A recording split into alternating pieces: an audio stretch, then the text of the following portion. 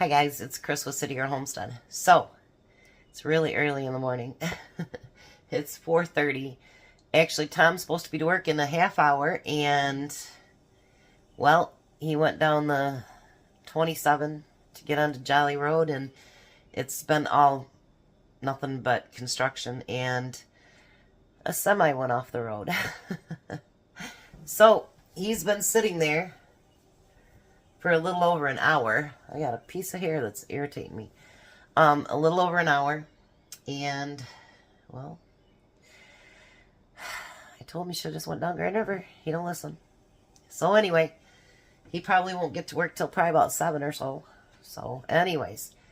So for my Fun Friday today, I'm going to try to make it fun, but I'm still not feeling well. Like, I had to keep getting up. I was so stuffed up that I couldn't sleep, and it's just been a rough night. I got a bunch of errands to run today, so I thought, well, I'm going to do this early. I told Tom, why don't you kick back in the truck and take a small nap, and I'll call you back in a minute. So I'm going to make easy strawberry pie for dessert. I'm going to make one for me, and I'm going to make one for Christopher. So I'm going to try something different, too. Now, it says on this instructions, these are those pie crusts that I got for 95 cents. But it says on the instructions, if you put aluminum foil on the inside of that, I'm going to try this just for something to do. It says if you put it inside of it like that, it'll actually help keep its shape. So you cook it for 8 minutes like that, then you take the aluminum foil out, and you cook it for another 5 minutes. So I'm just going to try it and see how that works. You know how sometimes a pie crust shrinks and does all that crazy stuff? So let's see how this works. I'm going to put both of them in the oven for 8 minutes, so we need 443. Alright. Now it also calls for fresh strawberries. And I told you over in Jack's freezer I have tons of frozen strawberries. So that's what we're going to use. Use what we got, get it out of the freezer. It'll help clean out his too. Now it says to do, like I say, 4 cups of fresh. But we're going to use frozen. And I'm going to, these are whole berries. They're still a little bit frozen. I'm not going to cut them into any real small slices because I think it's nice to get a great big chunk of strawberry when you're eating a pie. Like if you go to Big Boy, you know how they got the great big chunks in there, and oh yeah, that's so good. I took out 2 bags. I don't think I'm going to need 2 bags, so I'll find something else to do with the other bag.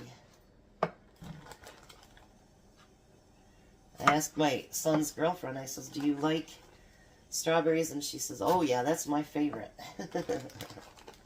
So, I think she'll like that this weekend. Alright, let me grab my measuring cup. Hold on 1 second. I'm going to have strawberry juice all over me. Bad thing about frozen ones when they start to thaw out. Let me put that underneath there. There we go. Let me grab my cup. And I might just use more than 4 cups. Depends on how full the pie looks, you know what I mean? Like, I want a nice, full pie.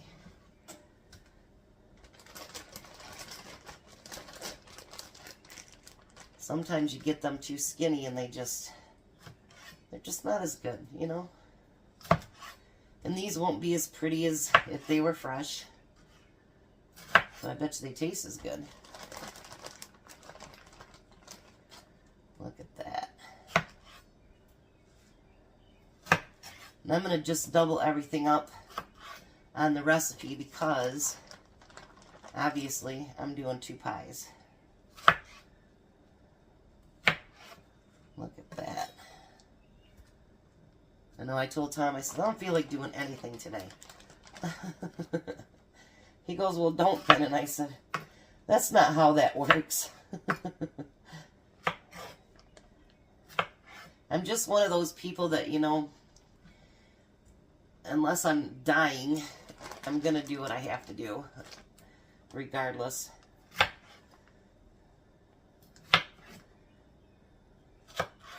I'm not very happy because I'm sure it's my son that made me sick. Like, thanks, Robert. Alright, so there's 4 cups. Alright, let me get these chopped up and then I'll be right back.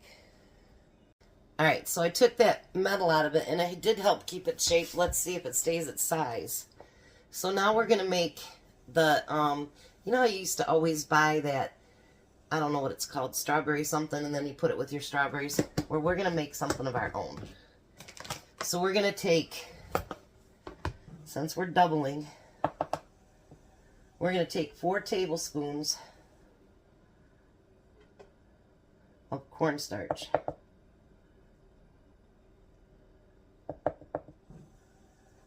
I just got another text saying, avoid East Lansing. Tom said he didn't get that notice, so I don't know. And then we're going to put 2 cups of water in with that. Remember, this is all doubled. And 1.5 cups of sugar.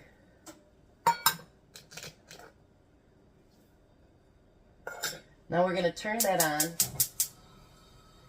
And we're going to get it whisked really, really good together. Try to move you closer here. And you still can't see.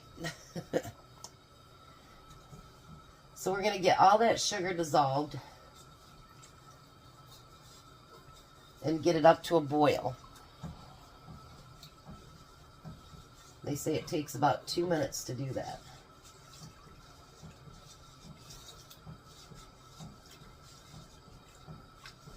And I have a feeling I'm going to use up the rest of my strawberries because it doesn't look like that's enough to fill 2 pies. Alright, now while that's starting to get hot, I'm using just the regular strawberry gelatin that I got at Walmart. Get those out of the box.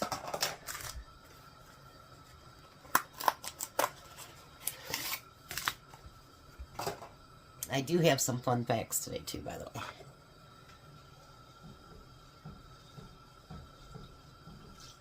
Just the errands I gotta run today, it's kind of throwing me off a little bit.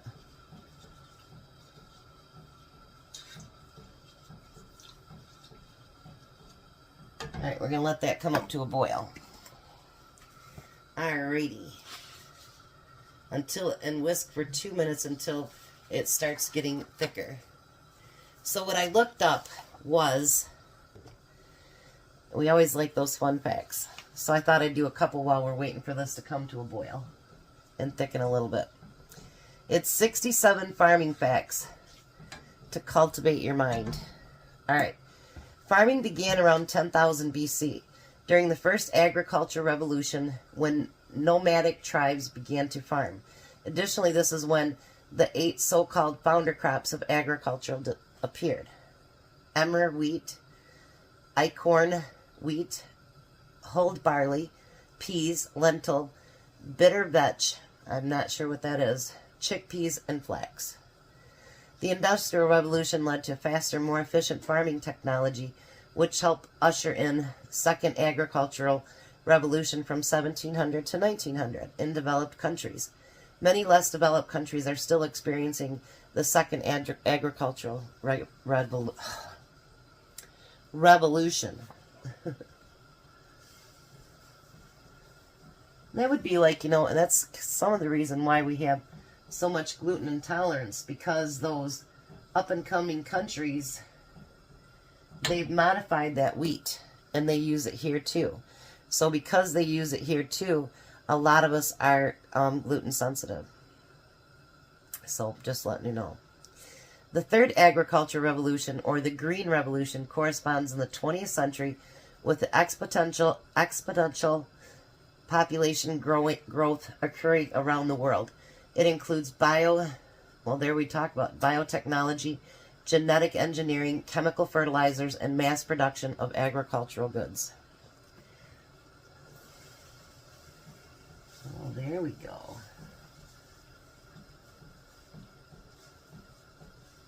I thought farming would be kind of an interesting thing today because, you know, we're always cooking and we talk about our food, but never really talk about it. You know what I mean? All right. So subsistence farmers and are farmers who produce the food they need to survive on a daily basis. They are farmers who've raised enough food for themselves and their family. The food is not intended to be sold in a market. Fruit farming began somewhere between 6,000 and 3,000 BC. Figs were the first cultivated fruit crops. All right, now we got to do the next part. So now we're going to stop that. We'll move you back here. I'm going to set this right here. Now we're going to open up those 2 strawberry packets.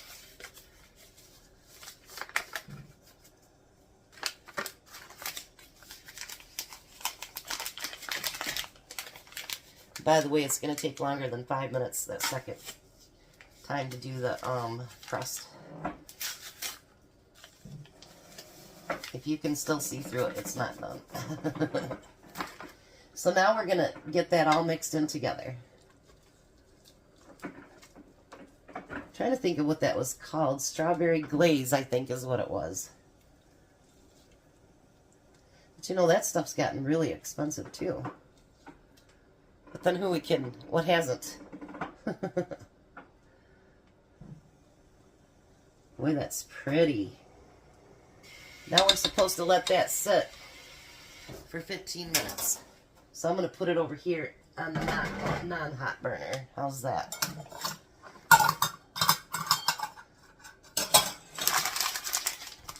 All right. A couple more minutes and they'll be ready. All right. Do a couple more of our little fun facts here and then we'll wait for this to cool down. So we need 55, 60, 5, 10. Okay. Americans spend 10% of their income on food, which is the lowest of any country. And actually now I think it's up to 13 to 15% because of the cost of food going up. Plows were invented in the Middle East soon after the agriculture began. The earliest plow, called an ard, was probably made from a sharpened tree branches. Well, that's pretty cool. The plow has been cited as one of the most important innovations and advancement of society. I can imagine that, because even the Amish use plows. They just use their horses to pull it instead of like we used to, you know, our tractors and stuff. The Mesopotamians, I know I said that wrong, built the first simple irrigation system around 7000 BC. The earliest large-scale irrigation system was created around 4000 BC in southern Russia. This system had canals up to 10 feet across and more than a mile long. That's pretty cool, too. I was just making sure my camera was still going. I'm like, is it moving? In AD 644, Arab scientists developed a windmill to pump water for irrigation.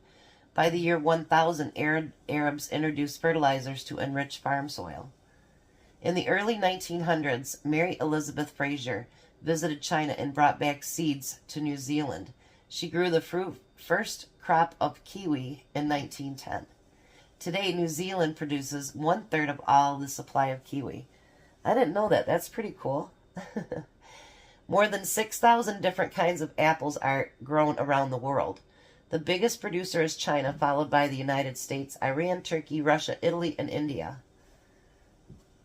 Wow, China's above us in that too.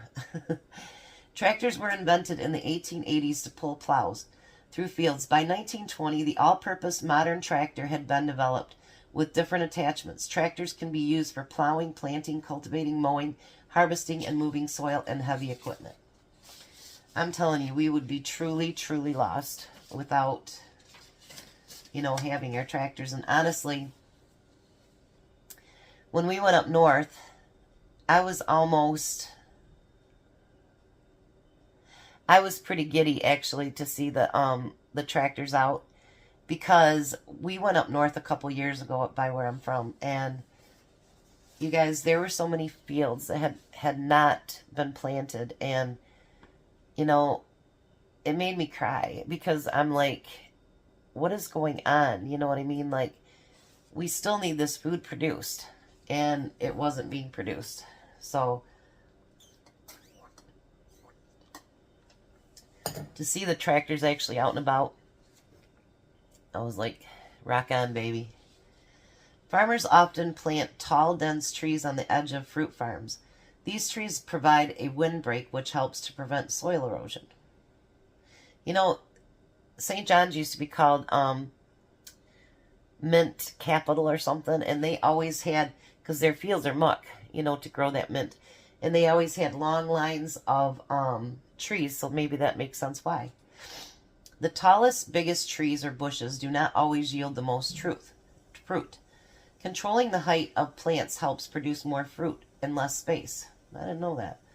Farmers may also change a tree's shape by cutting branches and forcing branches to grow in a certain direction. Somebody needs to do that with my trees in the back. The shape of the tree affects its lifespan and the size of its fruit. If you knew that, let me know below. The Fertile Crescent is the site of the earliest planned sowing and harvesting of plants.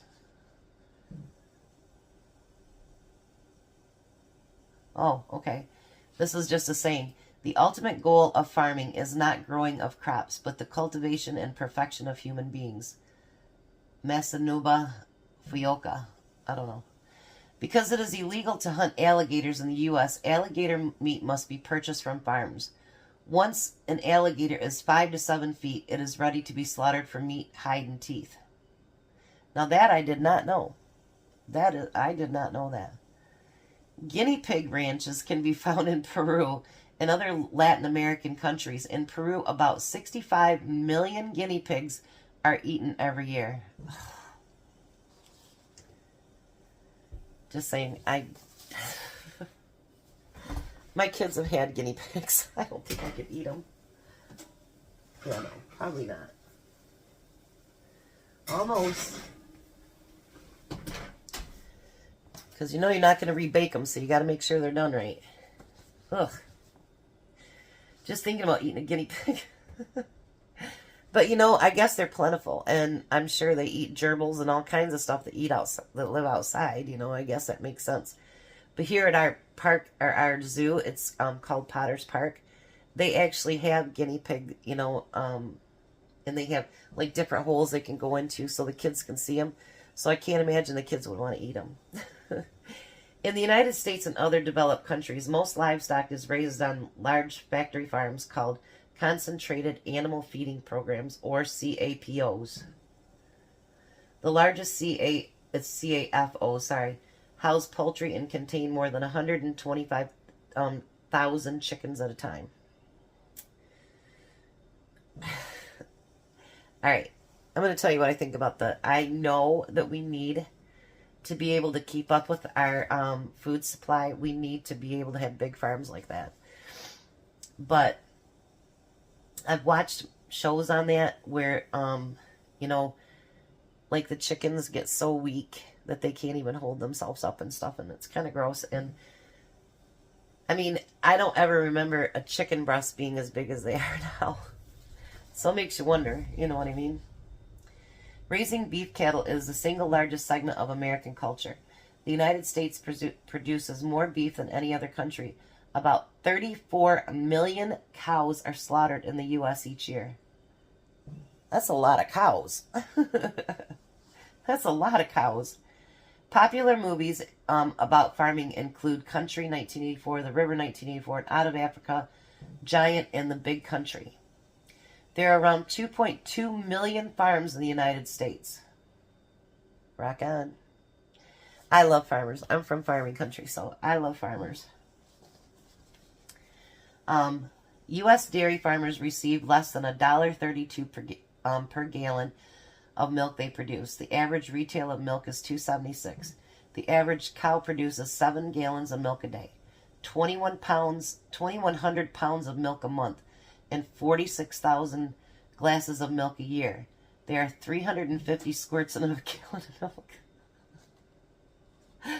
Like somebody actually just took the time to count how many squirts it takes to fill a glass. That's funny. Or a gallon, I guess. About 97% of all U.S. farms are operated by families, family partnerships, or family corporations. Farm and ranch families comprise of just 2% of the U.S. population. That's really sad, to be honest. I'm going to have to turn the camera off and wash my hands. Bananas are the #1 fruit in the world. They are 4th largest overall crop when after wheat, rice, and corn. India grows more bananas than any other country. The Philippines, China, and Ecuador are the next top 3 producers of bananas. Now, when I first... I need a tissue. Sorry, guys. 1 second.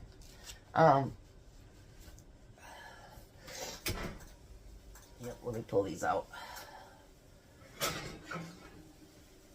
Well, they didn't stay up all the side all the way, so I don't know if I trust that.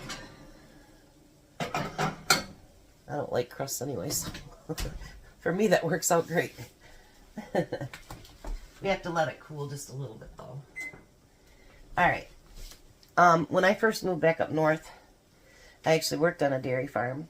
And I don't know if you guys know this, but a lot of commercial dairy farms, they actually give cows shots every day so that they'll produce more milk. Just letting you know that. Yeah, just letting you know that. Farmers today produce 262% more food with 2% fewer inputs, such as seeds, labor, fertilizer, than they did in 1950.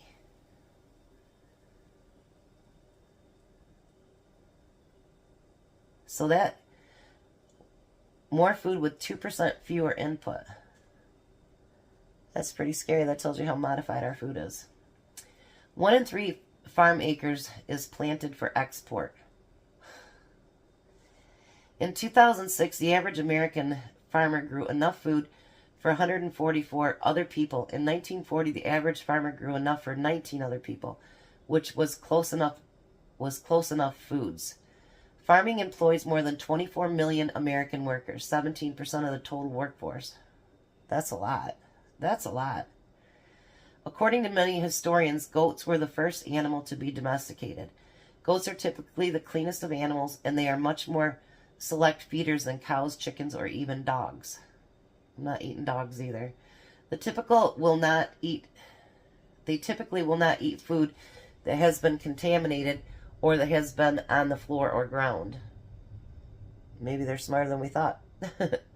Pigs are a common farm animal and thought to be the 4th most intelligent animal after chimps, dolphins, and elephants.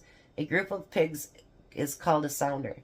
Pigs can also run 11 miles per hour, which is faster than a 6-minute mile. Wow. More than 100,000 agriculture crops in the U.S. are pollinated by bees. In fact, 1 out of 3 bites of food people eat is all thanks to a honeybee. That's pretty cool, huh? Bees contribute to more than $15 billion worth of crops every year through pollination. And the last one for this week, and I'll do the rest next week. According to the U.S. Census, a farm is an establishment which produces and sells, or normally would have produced or sold, $1,000 or more of agricultural products during the year. Government subsidies are included in the sales. So my son, my oldest one, Christopher, him and his girlfriend actually work for a plant that produces honeybees, and they produce mites to help. He says he feels like a part of him is helping save the earth. So maybe he is. Maybe he is. And there was one other thing I was going to tell you too. Oh, pigs. When we lived on our farm, we raised pigs and we raised rabbits.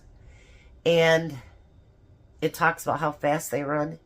We had one that Mrs. Bowen, she'd have to call my mom when it would get out of its, little cage thing there. Well, it's whatever you call sty. It would chase cars. So she would have to call my mom to come pick up the pig. And that's also the same pig that would put its hoofs up on the side of the fence. And she would snout my mom every day, like to, you know, give her a kiss. And my mom finally said, one more time that she does that, she's going to the slaughter. Well, a couple days later, that's exactly what she did. And guess what? She went to slaughter. So I was kind of like, when I seen that, and I printed it off this morning, because I had another idea too, but when I seen that this morning, we really do depend more on farmers than we realize. And so we should give them show them some respect. And, you know, I see kids nowadays, they tease them and everything else. And let me tell you what, without those farmers, there is no food.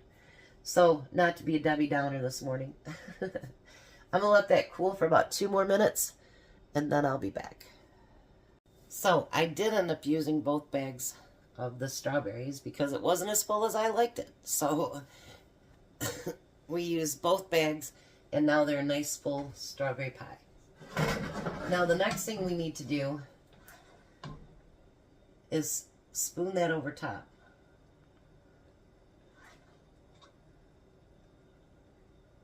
Isn't that a beautiful, rich red? Oh,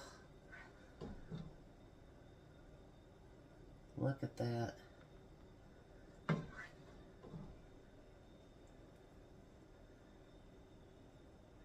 going to give them both 3 scoops and then split it up after that. Look at that, you guys. Isn't that beautiful? Well, it's starting to thunder and lightning big time now.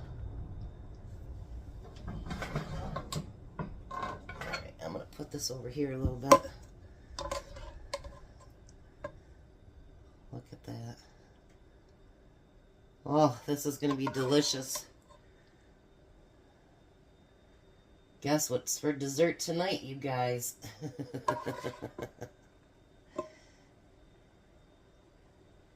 Oh. And you know what?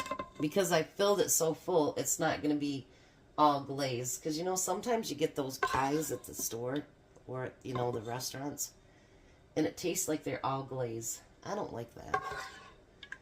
I want to taste the fruit. Look at that. Ooh. And then this sits in the refrigerator for, it says, for at least 3 hours before you cut into it. I think almost we could have gotten away with just doing one.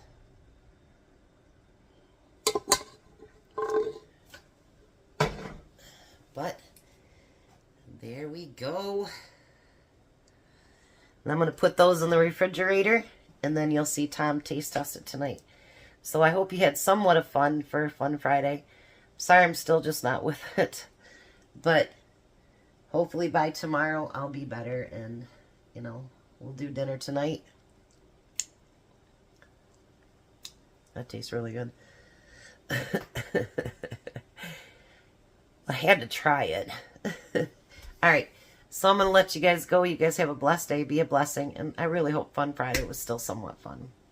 You guys have a wonderful day.